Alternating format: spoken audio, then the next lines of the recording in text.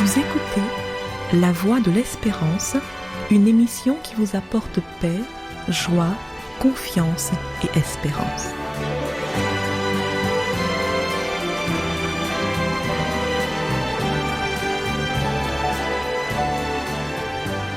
Bonjour la Guyane et bonjour à tous depuis la Guyane.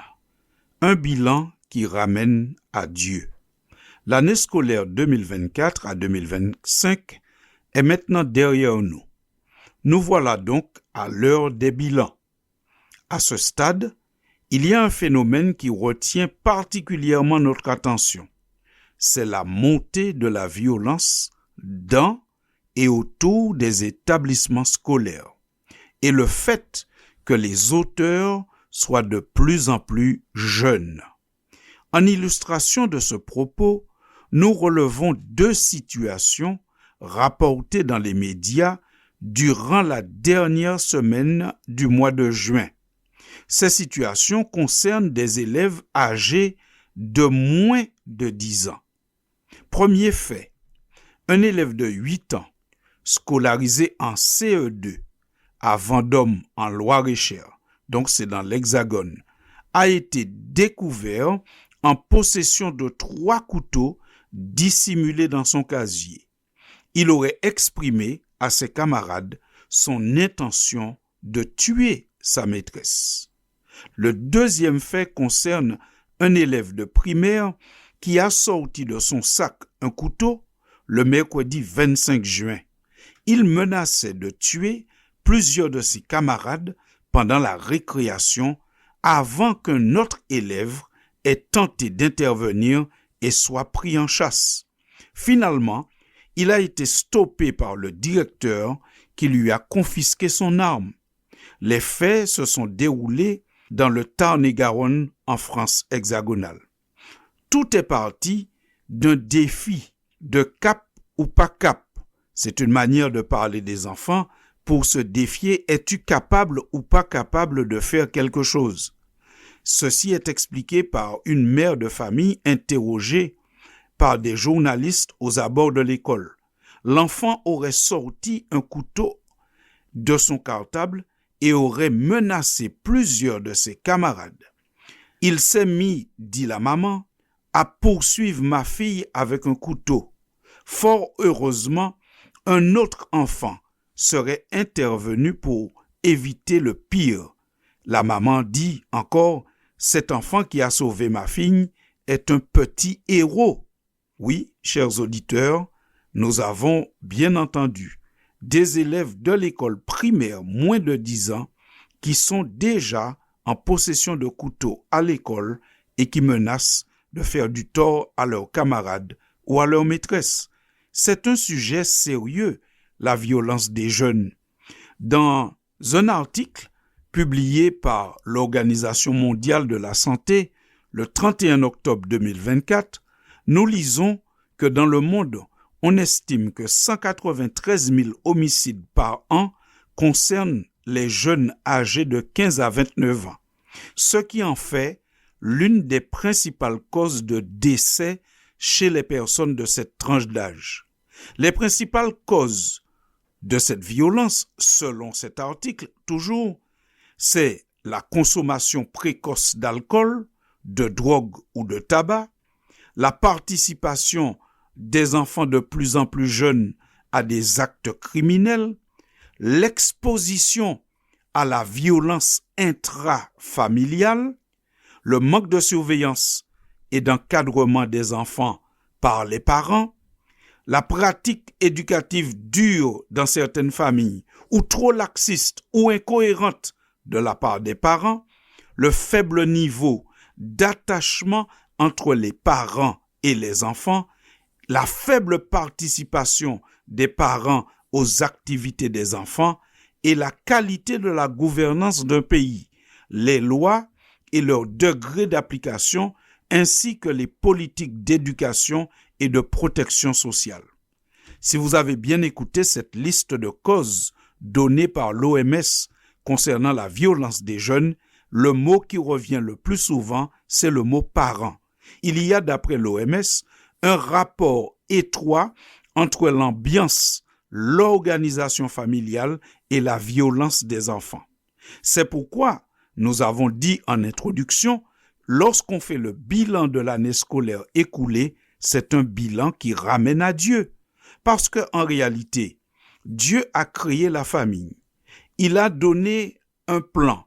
Son plan était de faire du mariage une union à vie entre un homme et une femme qui élèvent ensemble leurs enfants et leur apprennent à connaître Dieu et ses principes de respect, de partage et de non-violence. On constate malheureusement, en observant notre société, que la parentalité n'est plus liée à la conjugalité ni même au mariage, ce qui signifie qu'il y a de plus en plus d'enfants qui grandissent dans des familles monoparentales. Indépendamment de la manière dont ils sont entrés dans une famille, les enfants sont un don de Dieu qui s'intéresse à leur éducation. Oui, les enfants peuvent entrer dans une famille par naissance ou ils peuvent y entrer par adoption. Donc, peu importe la manière dont ils y entrent, ce qu'il faut se rappeler, c'est que c'est un don de Dieu et que Dieu veut qu'on accorde beaucoup d'attention aux enfants dans une famille. Plusieurs passages bibliques contiennent des instructions spécifiques aux parents pour l'éducation des enfants, telles que l'Épître aux Éphésiens, chapitre 6 et verset 4.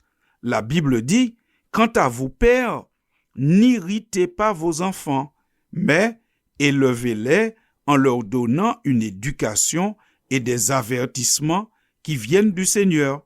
Les parents sont chargés de ne pas irriter leurs enfants, parce que des enfants irrités risquent de faire des enfants violents. Les parents peuvent irriter les enfants en leur imposant des normes si élevées que leurs enfants désespèrent de les atteindre. D'autres parents parfois se moquent de leurs enfants, les ridiculisent ou les humilient pour les punir, ce qui a pour seul effet de les mettre en colère. Nos enfants sont également irrités par notre incohérence s'ils ne sont jamais certains des conséquences de leurs actes. Et ils sont aussi irrités par notre hypocrisie en tant que parents, si nous exigeons d'eux une attitude que nous n'avons pas nous-mêmes. Par conséquent, la famille est le lieu où on forme les enfants, surtout dans leurs premières années, de 1 à 7 ans. C'est une période capitale où on va donner à l'enfant des éléments pour entrer dans la vie d'une manière ou d'une autre. Pour élever les enfants, en leur donnant une éducation, les parents doivent faire comme Dieu fait avec nous. Dieu, en tant que père, comment est-il?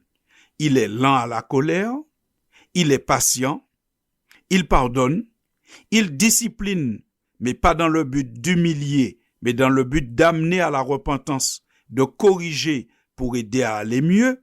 Il nous instruit par sa parole et il veut que les parents remplissent les foyers de sa vérité. C'est ce que Dieu fait pour nous et nous, en tant que parents, que nous devrions faire pour nos enfants. Dieu, il est omniprésent et il est le parent par excellence. Autrement dit, les parents ont besoin d'être présents. Nous appelons donc à ce que nous puissions faire un bilan qui nous ramène à Dieu, qui nous ramène au plan de Dieu. Le plan de Dieu, c'était, je le rappelle, qu'un homme et une femme créent une famille, une union à vie, une union pacifique dans laquelle les enfants grandissent et apprennent les bonnes manières. Que Dieu entende cette prière et que chacun de nous, nous puissions, si nous sommes parents, adopter ces pratiques. Et si nous ne le sommes pas encore, attendons d'être prêts, attendons de réunir les conditions avant de devenir parents. Chers auditeurs de la Voix de l'Espérance, nous prions et nous souhaitons vraiment que l'année scolaire prochaine, 2025-2026, soit bien plus calme que l'année scolaire 2024-2025. Cela dépend de chacun de nous. Que Dieu nous aide à prendre part au bon fonctionnement de la société. Sur ce, je vous remercie pour votre écoute et je vous dis À très bientôt pour une prochaine chronique. C'était La Voix de l'Espérance, une émission préparée par l'Église adventiste du 7e jour. Si vous désirez avoir une copie de la causerie d'aujourd'hui, demandez-la. Elle vous sera donnée gracieusement. Écrivez à La Voix de l'Espérance, boîte postale 169 97 324, Cayenne, CEDEX, ou téléphonez au 0594 25 64 26. Merci chers auditeurs et à bientôt.